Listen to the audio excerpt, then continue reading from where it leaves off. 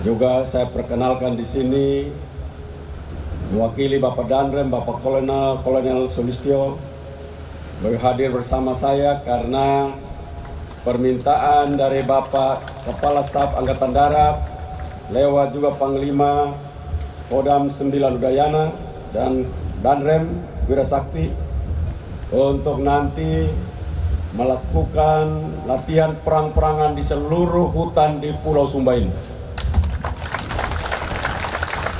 Dan nanti kalau umpama ada orang di dalam hutan ngumpet, dia cemburu-cemburu di dalam hutan, saya bilang pada Pak Danrem, kalau dalam hutan dia tidak lari itu pencuri, jadi coba tembak di kaki dulu.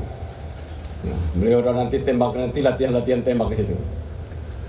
Mungkin bulan-bulan depan setelah ini sudah mulai, kalau dengar Bapak Camat, Bapak Desa bunyi tembakan, masuk dalam rumah, jangan keluar, nanti peluru salah masuk, Bapak Desa, Bapak Camat mati nanti. Ini latihan tembakan teman, nanti mereka tinggal di rumah-rumah penduduk. Jadi tadi Bapak Bupati bilang keamanan, ya salah satu juga latihan-latihan, juga penegakan hukum, kita akan siapkan dengan baik. Jadi nanti Bapak Bupati yang pencuri yang sudah ditangkap polisi, habis dituntut, hukuman sudah pasti, tetap mereka tidak penjara di sini. Ada yang penjara di Sumatera, ada yang penjara di Jawa, jadi tidak ada yang penjara di NTT. Semua pindah penjara jauh-jauh. Tidak ada. Jadi tolong bilang saudara-saudara yang punya teman pencuri-pencuri, bilang bertobat sudah karena ini tidak main-main. Atas biaya pribadi, gubernur akan mengirim mereka ke penjara-penjara pelosok-pelosok di daerah di Sumatera sana. Jadi nanti kalau mereka di sana tidak ada yang besuk. Mau besuk harus naik pesawat bolak-balik setengah mati. Jadi keluarga tidak ada yang besuk. Mereka sepanjang kalau kena 5 tahun dia tidak dibesuk siapa. Kalau di penjara tidak dibesuk, itu orang tidak dianggap dalam penjara, tiap hari dapat pukul tiap hari. Karena kerjanya itu tidak pernah ada yang besuk, berarti ini orang tidak layak. Nah ini penjara, saya ini pernah di penjara jadi saya tahu. Orang kalau masuk penjara kalau dibesuk pasti semua senang sama dia. Tapi kalau masuk penjara tidak dibesuk, maka dia menjadi hamba. Nah, mereka akan jadi hamba. Kerjanya itu hanya diperintah tiap hari. Cuci, ngepel, masak. Kalau tidak mau, nah itu masalah besar itu. Jadi nanti mereka akan di sana. Saya akan cari tempat penjara yang paling banyak orangnya dan miskin semua. Nah, di situ. Jadi dia masuk dalam penderitaan yang luar biasa. Orang penjara kalau kaya kan berarti banyak uang di situ. Jadi aman dia. Tapi kalau di situ yang datang kunjungi penjara itu bawa pisang, bawa ubi, bawa singkong, nah itu berat. Jadi Pak Bupati tenang. Saya ini sebenarnya dari kunjungan kerja kalau Pak Bupati seperti begini, gubernur tidak perlu lagi. Gubernur di Kupang saja, tidur-tidur sudah. Telepon Bupati perlu apa lagi? Nah, kita kirim ke situ saja. Jadi tidak perlu ada program dari Kapolres. Kapolres dibubarkan. Hanya satu gubernur saja tapi punya bupati kalau begini. Kita bangga punya bupati yang kerja seperti ini.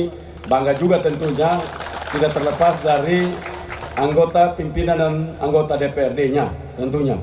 Dalam semangat membangun kebersamaan itu. Dan karena itu saya jujur ini kabupaten akan bertumbuh dalam pembangunan yang sangat cepat. Tadi saya lewat jalan ini mau ke sini, tempat yang gini indah. Saya sudah minta Bupati bersurat ke saya ambil alih supaya 2 tahun jalan ini selesai. Jadi nanti tinggal sekitar 20 kiloan, nanti kita ambil alih. Jadi 2 tahun 2021-2022 jalannya 11 meter, lebarnya begitu. Jadi orang dari kota Waikabubak atau turun pesawat di Tambolaka, dia hanya butuh waktu sekitar 1 jam 15 menit untuk sudah ada di tempat ini. Nah, kita harus siapkan dengan baik.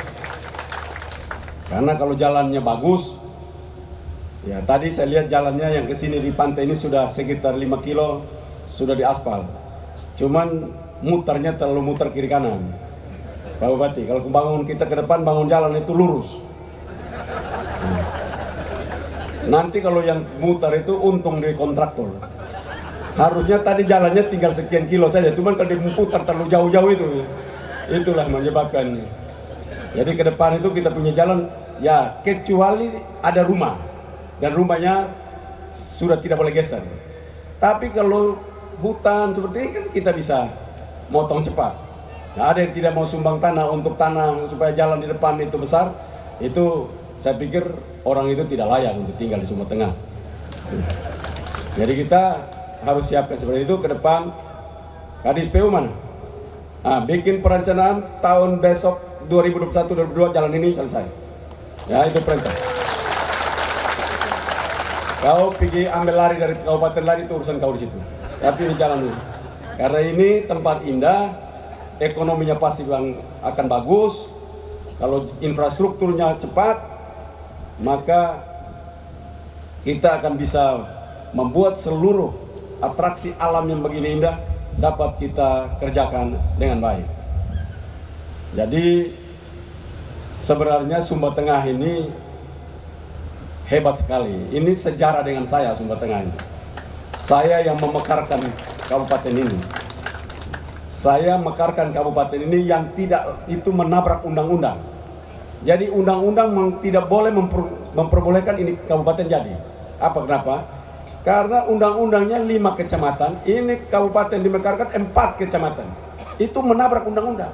Tidak boleh, undang-undangnya tidak boleh. Sudah gitu, penduduk tidak cukup. Sudah tidak ada penduduk, cuma 4 kecamatan, ekonominya juga tidak cukup. Jadi dia tidak boleh mandiri. Nah, cuman ya waktu itu bupatinya namanya Bapak Anus Potaleba. Dia bilang ini kalau tidak mekarkan pulang orang Sumba Tengah potong semati itu saya. Jadi, saya takut pulang katanya. Jadi tiap hari dia nangis terus di kantor. Akhirnya saya pikir ya udahlah cari jalan sambil kita setuju pemekaran, dibuat dalam adendum harus dimekarkan 1 kecamatan lagi.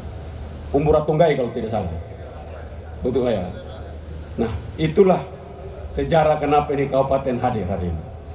Jadi saya pun melanggar undang-undang untuk mengadakan kabupaten ini.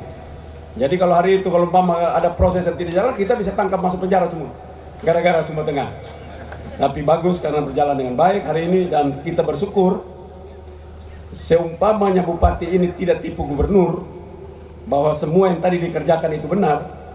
Teorinya 15 tahun dapat bupati seperti ini, kabupaten ini sudah terbang jauh tinggi sekali. Teorinya begitu. Dan untuk yang tadi bidan tadi, sebagai pribadi saya menyumbang bentuk terima kasih. Saya berikan 25 juta kepada bidan itu. Ini bukan karena saya orang Timor, bukan. Siapa saja yang kerja ke bidan ini, kalau saya datang di desa pasti saya kasih hadiah. Yang model kerja seperti ini, bukan karena saya orang Timur jadi lihat orang Timur kerja baik jadi saya kasih. Tidak. Semua orang yang kerja rajin, semua orang yang kerja peduli, semua orang yang kerja dengan keberanian, kita pemimpin selain daripada insentif-insentif yang lain, kita juga secara pribadi harus membantu mereka. Karena itu hadiah 25 juta nanti tidak ada di sini. Ada tidak? Oh, tidak ada. Nah, tidak ada tidak apa-apa, nanti lewat Bapak Bupati kami titip untuk sumbangkan ke sana agar beliau semangat kerja dan semua juga yang mendengar akan bisa bekerja baik. Terima kasih kepada kalau Bapak Bupati saya tidak perlu kasih kan Bupati banyak uang sudah toh. Kalau bidan kan perlu dapat. Dan terima kasih saya juga Pak Bupati untuk kepentingan kader-kader Pustu. Kami sedang berhitung juga untuk melihat anggaran untuk membantu mereka dari provinsi. Kita akan menyiapkan itu karena kader-kader Pustu itu mereka juga berjuang luar biasa untuk membangun kesehatan di desa-desa. Jadi saya sebenarnya hopeless, tidak perlu, ini speechless sebenarnya. Kalau orang di tempat lain speechlessnya karena hopeless, tidak ada harapan, karena itu tidak bisa. Kalau di sini speechless, dia tidak bisa bicara karena semua sudah dikerjakan. Nah itu loh. Jadi karena saya minta tambahan saja Pak Bupati, tolong siapkan ke depan bendera hitam itu ada juga, tapi setiap rumah di seluruh Sumba Tengah tanam kelor 5 pohon, wajib. Dan kabupaten harus punya 1.000 hektar 2020 ini untuk tanam kelor, 1.000 hektar. Kelor adalah tanaman ajaib, pohon ajaib dunia. Dan kebetulan dia tumbuh hanya di Nusa Tenggara Timur, dia tumbuh di Filipina, daerah-daerah negara-negara yang iklimnya cuma 2 iklim. Jadi kalau iklimnya 4, tidak mungkin kelor tumbuh di sana. Karena itu kita bersyukur bahwa kita juga NTT adalah negara ataupun daerah endemik kelor.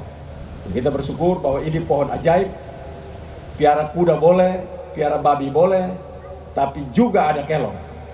Karena namanya pohon ajaib. Ini ajaib betul ini pohon ini. Orang kalau sakit, darah tinggi, gula darah, tidak usah ke dokter. Minum saja kelor tiap hari, maka orang pasti sehat. Orang yang sehat terus itu pasti minum kelor. Bapak-bapak makan minum itu tiap akar daripada pohon kelor, maka bapak-bapak akan sehat di sawah, naik kerja di kebun di mana-mana, pulang di rumah juga tetap sehat. Mama-mama senang terus kalau bapak pulang. Nah itu akarnya itu luar biasa, stamina. Akar kelor itu punya stamina. Jadi yang dibuat suhu udara di dalam rumah dibuat kering sedikit, kalau tidak ditumbuk sampai dia itu ditaruh di dalam masak air panas, dimasukin lalu minum. Makan Indomie kan dilarang, dokter bilang jangan makan Indomie terlalu banyak, itu tidak sehat. Tapi kalau taruh kelor, Indominya jadi sehat. Nah, jadi itu kelor itu luar biasa. Makan biji kelor 3 biji sama dengan minum susu 10 gelas. Itu sudah sama. Jadi karena itu kelor itu luar biasa. Karena itu dunia menamakan miracle tree, pohon ajaib. Nah kalau kita punya pohon ajaib, maka tidak mungkin lagi kita miskin. Hasil penelitian dari teman para ahli, 100 pohon kelor bisa biayai seorang sampai menjadi master S2. 100 pohon kelor. Nah, karena itu saya minta Bapak Bupati, pekerjaan yang lain sudah hebat, saya yakin ini pekerjaan tambahan, yaitu harus setiap kabupaten punya 1.000 hektar. Kalau Bapak sudah punya, Bapak sertifikasi organik lahannya, benih datang dari kami, mesin datang dari kami, untuk kita siapkan ekspor, karena banyak negara mengharapkan ini, tapi kita tidak ada. Jepang saja 1 bulan, 1 minggu bahkan, dia membutuhkan 40 ton puder bubuk kelor. 1 minggu 40 ton. Kita belum sanggup untuk mengisi itu. Karena itu saya minta ini gerakan. Kita namakan gerakan, tadi sudah gerakan hijau itu sudah betul, tapi kita tambah kelor 1.000 hektar. Saya lihat kalau tidak bisa, minta pinjam hutan, itu yang tempat tidak ada kita pinjam 1.000 hektar itu, langsung di situ kita pakai untuk kita bangun industri kelor di Sumba Tengah. Dan saya lihat kalau semangat kerja seperti ini, kita yakin semuanya akan bertumbuh. Dan tahun depan Pak Bupati, setelah ini akan lakukan simulasi, kita memang akan menyiapkan guru-guru terbaik. Guru-guru terbaik itu mereka akan mengajar di STK, SD, SMP, SMA. Ini guru-guru terbaiknya. Karena kita ke depan hanya ada 3 mata pelajaran. Tahun depan 2021 itu hanya 3 saja di sekolah. Apa itu? Matematika, bahasa Inggris, bahasa Indonesia. 3 ini saja. Tidak ada yang lain. Nanti kalau sudah di SMA baru kita tambah tentang bagaimana keindonesiaan, bagaimana sejarah Indonesia, bagaimana kita. Tapi seluruh mulai dari TK, SD, SMP, hanya 3 itu. Jadi diajarkan berbahasa Inggris yang baik. Sehingga dimanapun berada, alam seperti indah seperti ini, siapapun datang, di desa manapun, orang akan bercakap-cakap dalam bahasa Inggris yang baik. Karena itu, karena satu hari cuma satu mata pelajaran, tidak ada seperti sekarang orang bawa buku banyak-banyak tapi tidak mengerti apapun. Ada guru bahasa Inggris tapi tidak bisa ngomong bahasa Inggris. Nah, ini saya bilang terbalik betul. Karena itu tidak bisa. Wajib guru bahasa Inggrisnya mampu berbicara dengan anak-anak didik sampai setelah mereka tamat SD mereka sudah fluent berbahasa Inggris dengan baik. Dan kita melatih guru-guru kita akan siapkan anggaran untuk melatih guru-guru. Jadi guru-guru itu punya kemampuan mentransfer knowledge dengan baik, mentransfer ilmu dengan baik, mentransfer karakter dengan baik. Kurang kita selama ini, kita tidak mendidik anak-anak punya karakter dan mempunyai pengetahuan yang baik. Jadi ke depan, karena dia satu hari cuma satu mata pelajaran, sisa harinya itu diisi dengan nilai-nilai. Apa itu? Nilai kejujuran, harus jujur, buang sampah pada tempatnya, ini sampah organik, sampah anorganik, itu diajarkan mereka. Mereka juga harus belajar untuk bagaimana nilai menghormati orang tua, belajar nilai antri, jangan serobot. Nah, ini harus diajarkan. Kalau nilai-nilai kehidupan ini dilatih dalam diri mereka, mulai dari TK sampai mereka tamat SMA, maka saya yakin di seluruh Nusa Tenggara Timur anak-anak yang hebat-hebat. Kita belajar dari Singapura. Singapura waktu dia merdeka dari Malaysia, Perdana Menterinya bernama Lee Kuan Yew. Lee Kuan Yew itu sebelum ke kantor, dia ke sekolah TK, SD, SMP. Ini dia pergi, 3 saja yang diajarkan. Antri, jangan buang sampah sembarangan, dan jangan meludah sembarangan. Nah, memang kita di sini kan tidak semua orang bisa. Kalau di Singapura itu ada kelompok Chinese yang mereka itu biar di dalam restoran pun mereka. Nah itu, jadi itu kan budaya tidak bagus. Jadi sekarang kita lihat di Singapura tidak lagi kita temukan orang-orang seperti itu. Itu hasil dari Lee Kuan Yew membangun nilai dan kejujuran, disiplin, antri yang baik, buang sampah pada tempat, dan Singapura tidak ada tempat sampah, tidak ada orang membuang sampah sembarangan. Bahkan juga dilatih nanti untuk membersihkan toilet kalau umpama masuk di toilet. Kita belum, khusus nilai itu harus dilatih dengan anak-anak. Jadi kalau dia masuk di toilet umum, lihat toiletnya kotor, dia bersihkan. Dia habis pakai, dia bersihkan baru dia keluar. Nah, kita punya terbalik. Kalau masuk toilet umum, pergi lihat di toilet umum di Jakarta, Surabaya, Kupang, atau di lihat toilet umum di bandara. Kalau kotor, dia tidak mau jadi. Dia pindah lain tempat. Atau dia tambah juga di situ, tapi dia juga dia cek, beresin, dia keluar. Bereskan dirinya, dia lari keluar. Dia tidak juga mau. Nah itu, nilai itu kalau kita ajar. Itu nilai saya temukan di Jepang. Orang Jepang tidak pernah jaga toilet umum. Tidak pernah. Kalau kita pergi di hotel-hotel ataupun tempat-tempat mall di Jepang, jarang melihat orang Jepang jaga toilet umum. Tidak ada. Siapa yang membersihkannya? Siapapun yang datang ke toilet umum itu, kalau kotor, dia temukan kotor, dia bersihkan. Habis dia bersihkan, dia pakai, lalu setelah dia pakai, dia bersihkan lagi, baru dia keluar. Karena siapapun yang datang, dia pesannya, siapa yang datang untuk masuk ruang toilet ini, dia menemukan kebersihan di dalam. Nah ini nilai yang belum kita sampai. Lewat mana? Apakah lewat lembaga apa? Tidak ada pilihan. Harus lewat pendidikan. Karena itu kita akan siapkan sehingga karakter anak-anak yang akan datang Nusa Tenggara Timur mempunyai karakter-karakter yang membanggakan, karakter-karakter terpuji. Jadi mereka akan punya karakter yang bisa bersaing dengan dunia dimanapun mereka pergi, karena mereka punya karakter itu. Karena itu saya sudah putuskan 2021 kita jalan. Pasti ada hambatan-hambatan, tapi kita tidak perlu takut, karena manusia memang begitu. Mulai ada hambatan, selesaikan. Ada masalah, diselesaikan, dan pasti bisa selesai.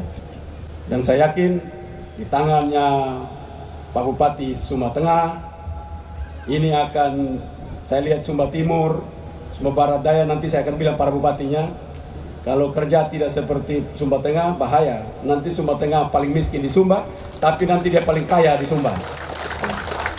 Saya berjanji betul bahwa saya akan mengurus para pencuri ini dengan serius. Saya sudah bicara dengan Pak Sulistyo untuk juga bikin perusahaan security. Perusahaan security swasta punya. Jadi nanti ini swasta. Jadi kalau nanti TNI Polri juga bergerak, nanti swasta juga ikut bergerak. Mereka dilatih untuk menembak, Jadi kalau nanti kalau ada apa pencurinya ada di hutan, kami cari di hutan. Jadi habis TNI-nya keluar, polisinya keluar, kami juga ikut masuk juga. Periksa lagi. Jadi kami akan siapkan untuk kita kerja. Nanti Pemda bisa pakai. Pemda bisa, untuk pengamanan di hutan-hutan, kebun-kebun, kandang-kandang, nanti kami bisa untuk kerjasama dan kami amankan. Jadi tidak adalah pencuri bisa lawan bupati dan gubernur, mana ada.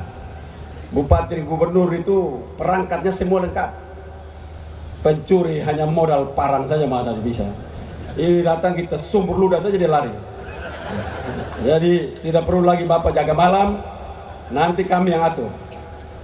Saya sungguh-sungguh, saya sudah bilang, saya tahu di situ ada saya kenal-kenal juga. Saya sudah bilang titip-titip, berhenti. Nanti kalau sudah titip ulang-ulang, dia masih kerja, nanti itu murka gubernur datang kepadanya. Jadi kalau orang ada murka Tuhan toh, nah ini juga ada murka gubernur. Murkanya akan menghampiri dia. Jadi kita ingin membangun provinsi ini dengan percepatan. Tidak mungkin percepatan dilakukan tanpa tidak tertib. Tidak mungkin. Tanpa tidak aman. Tidak mungkin. Tertib, aman, disiplin, etos kerja yang luar biasa, maka provinsi ini bisa bangkit.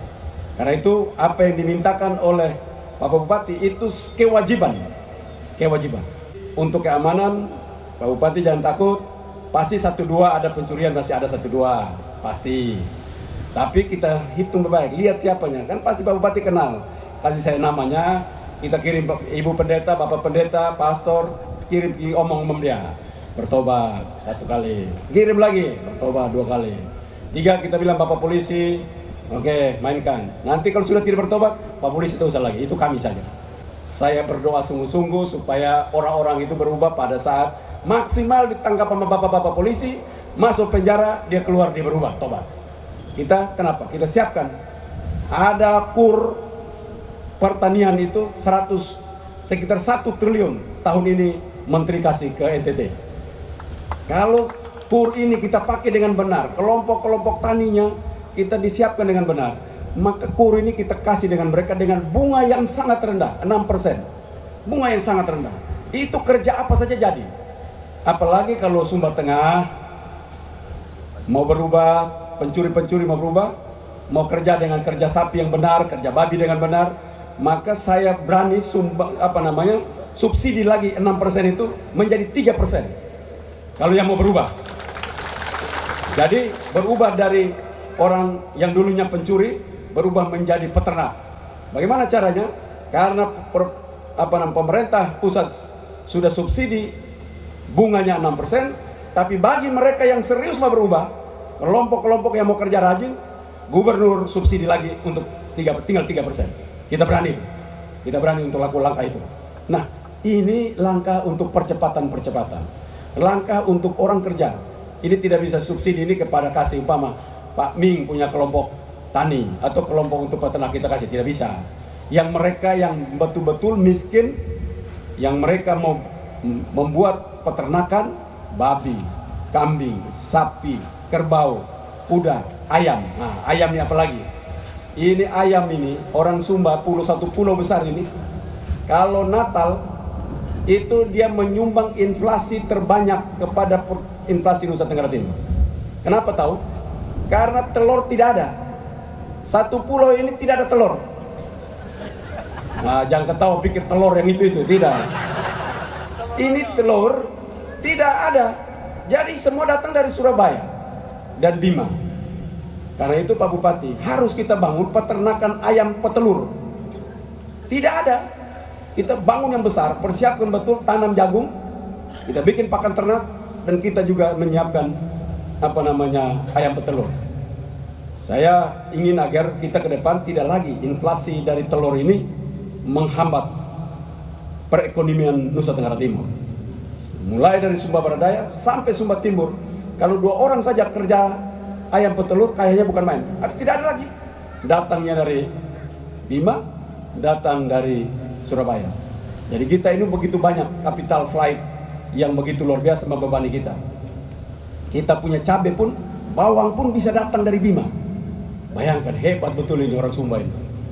Hanya tanam bawang saya tidak mau. Jadi karena itu saya bilang kita punya kur, harus berani Pak Bupati. Kita punya kur, kelompok petaninya di mana untuk membangun tanam bawang. Berapa besar? Kita bantu mereka. Kita kasih benih, kita kasih bantu mereka dengan anggaran yang murah, mereka bertumbuh secepatnya. Orang itu sampai Sumba Timur Pak Bupati, pasar-pasar di seluruh Sumba itu 60% bawangnya, bahkan sampai 70% bawangnya datang dari Bima. Saya mau tanya dulu kita, bisa tidak kita orang Sumba tanam bawang merah? Bisa toh? Bisa. Dan itu uang besar, bukan uang kecil. Karena itu saya mau supaya tahun depan sudah tidak ada lagi bawang datang dari Bima di Pulau Sumba ini. Tidak boleh lagi. Kita juga pemakan babi nomor 1. Salah satu pemakan babi terbesar itu NTT dan Papua di Indonesia. Tapi tidak ada babi. Kalau apalagi di Sumba ini, babinya itu harganya mahal sekali. Nah, saya minta supaya kita mulai gerakin untuk babi kita. Kalau disiapkan benar, kita akan menyiapkan benihnya. Sekarang ini belum bisa datang dari timur karena timur ada kena flu Afrika, babi. Jadi babi orang tidur semua. Yang tidak babi yang tidak mati, babi yang makan kelor. Bayangkan. Jadi babi makan kelor tidak kena flu Afrika. Babi yang tidak makan kelor kena flu Afrika, tidur semua. Nah, ini bagaimana saya ingin agar ekonomi Pak Bupati sudah gerakin semua bagus. Tinggal gerakin ekonomi saja, sektor peternakannya khususnya ayam, petelur, pertaniannya bagaimana bawang merah kita. Karena itu saya minta agar rapat-rapat itu harus Kadis Perindustrian Perdagangan setiap minggu harus mereport kepada Pak Bupati bahwa kita masih mengimpor hal-hal seperti ini, A, B, C, D, E, F, G. Berapa yang kita impor? Nah, kalau Pak Kadis ini sudah daftar ini, maka dia akan laporkan Pak Bupati panggil yang berurusan dengan impor ini. Apakah bawang, apakah pinang, apakah cabai, apapun yang sudah masih kita impor dari luar, itu harus dikerjakan di dalam kabupaten ini. Tidak boleh. Jadi 1 tahun, 2 tahun, selesai. Tidak ada lagi kita melakukan impor itu. Kemarin saya minta ke Bupati Sumba Barat juga lakukan hal yang sama. Itu maka berarti seperti tadi Bapak punya program membangun rumah itu, pasti saya yakin ekonomi daerah itu bertumbuh karena semua dibeli di desa itu, maka ekonomi rakyat akan bergerak. Nah, ini juga teori yang sama. Teori itu dipakai di teori pembangunan ekonomi rakyat itu. Jadi bagaimana cabenya, di mana tempat cabai yang kita harus bangun. Berapa banyak orang Sumba Tengah makan cabai, berapa banyak orang Sumba Tengah dalam 1 tahun makan bawang. Itu harus Kadis Industri dan Perdagangan sudah harus keluar analisa dan informasi tentang itu. Tidak boleh tidak. Jadi laporan tiap minggu, laporan kepada Bupati. Pak Bupati, kita tiap minggu kita punya pengeluaran uang dari kabupaten ini untuk beli cabai, beli bawang, beli ikan, beli ini sebegini. Jadi kita tahu mana-mana yang impor itu, Pak Bupati langsung panggil Kadisnya, terapi dan bersama-sama. Nah, ini sedang kita dorong serius di kabupaten-kabupaten. Kami juga beri provinsi begitu. Kadis Perindustrian Perdagangan harus mendata mana-mana aja, lalu pertaniannya kerja apa, peternakan dikerjakan apa, perikanan kerja apa, supaya ke depan kita tidak lagi capital flight itu keluar luar biasa. Tentunya nanti pasti masalah semen, beras, itu akan kita masih dipertimbangkan. Semen kita harapkan ke depan Nusa Tenggara Timur tidak akan lagi impor. Kita hari ini punya PT Semen, tetapi hanya mampu mengisi 250.000 ton per tahun. Sementara Nusa Tenggara Timur membutuhkan 1,2 juta ton per tahun. Jadi kita masih, marketnya masih luas begitu, masih besar seperti itu, belum bisa kita isi dengan baik. Saya lagi sedang merencanakan kita tahun depan kita ambil alih PT Semen Kupang untuk kita bangun PT Semen yang bagus, yang bisa mampu mengisi seluruh kebutuhan NTT termasuk Timor Leste 600.000 ton per tahun, itu juga bisa diisi langsung oleh PT Semen Kupang. Nah, ini semua capital fight yang harus didata kembali supaya ekonomi kita tentunya naik. Kita sebenarnya bisa, cuman karena kita nyaman dengan hobi beli, jadi akhirnya kita tidak mau tanam, maunya beli saja. Ya, tidak boleh. Kita mampu untuk mengadakan sendiri, dan kalau nanti kita buka jalan ini, dia sudah luar biasa jalan cepat ke sini, maka orang akan banyak datang di sini. Dia datang, dia makan apa? Dagingnya jangan sampai dia beli lagi. Mau makan babi, daging babi, babinya datang dari Aimere, jangan lagi. Dagingnya harus dari orang Sumba Tengah, beras orang Sumba Tengah, sayur orang Sumba Tengah, bawang orang Sumba Tengah, termasuk semua hal, semuanya ada di Sumba Tengah. Itu dalam teori pariwisatanya disebut supply chains, rantai pasok. Jadi rantai pasok bagi pariwisata di tempat ini harus dari masyarakat Sumba Tengah sendiri, tidak boleh datang dari luar. Kalau datang dari luar berarti ekonominya tidak diangkat. Itu menurut saya dari 5 bidadari ya, dari 5 bidadari ini perlu bidadari disiapkan baik-baik supaya ini bidadari tidak lari.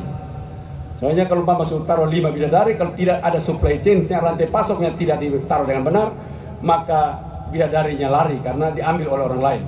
Ini bidadarinya punya kecantikan, dimakan oleh orang lain, dinikmati yang lain. Jadi kenapa disebut bidadari? Indah tentunya, tetapi juga harus dalam konsep pariwisata yang benar. Accessibility-nya pasti nanti sebentar lagi 2 tahun juga udah selesai. Tentunya di sini juga akan bertumbuh banyak resort yang akan muncul. Ini saya lihat juga ada, cuman saya yang pakai seng. Kalau sudah di pantai itu jangan pakai seng, panas. Nah ini menurut saya di depan rubah pakai alang-alang. Nah, di depan pantai begini alang-alang jadi sejuk. Jangan pakai seng. Seng itu bagi orang yang tinggal di apa itu? Di TTS itu pakai seng karena dia kedinginan tuh.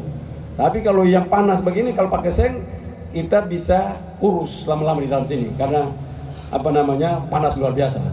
Sekarang NTT kemanapun dia akan memperkenalkan seluruh atraksi-atraksi indahnya dimanapun.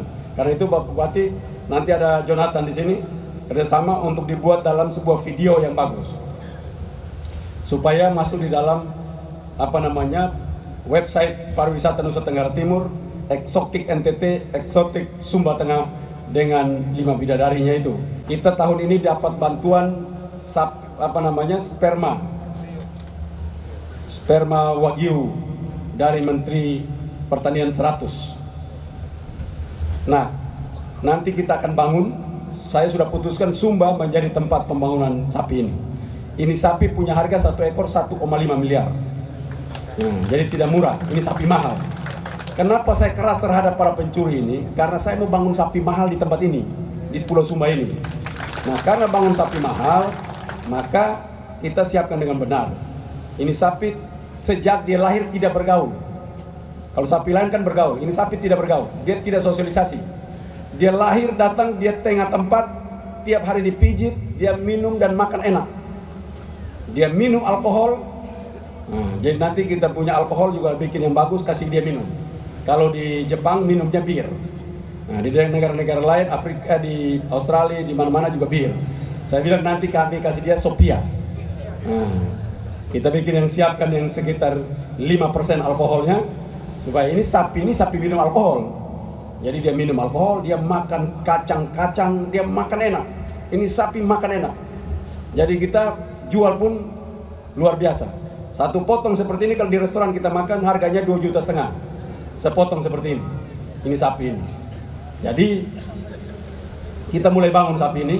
Karena itu saya minta Pak Bupati setelah kami kembangkan nanti tempatnya kami sudah putuskan, sudah berhasil, kami akan bagi Bapak Bupati 2 ekor. Kan ini sapi mahal. 2, 1 jantan, 1 betina. Bapak siapkan tempat yang baik, tempat yang suhunya tidak panas. Karena ini sapi tidak bisa di tempat yang panas. Dia harus sejuk. Tempat yang sejuk, mungkin dalam hutan di mana Bapak cari tempat yang baik, kita kembangkan, masyarakat kembangkan ini sehingga kita ke depan kita punya sapi mahal. Dan kita bermimpi 25 tahun akan datang seluruh masyarakat di Nusa Tenggara Timur yang mau kerja sapi, dia memegang di tangannya itu sapi-sapi mahal, sapi-sapi dengan harga 1 miliar ke atas. Tidak ada lagi sapi di bawah itu. Nah, kita ingin seperti itu, sebuah revolusi peternakan yang hebat yang kita ingin bangun. Jadi kita bangun revolusi pendidikan, revolusi pertanian, revolusi peternakan.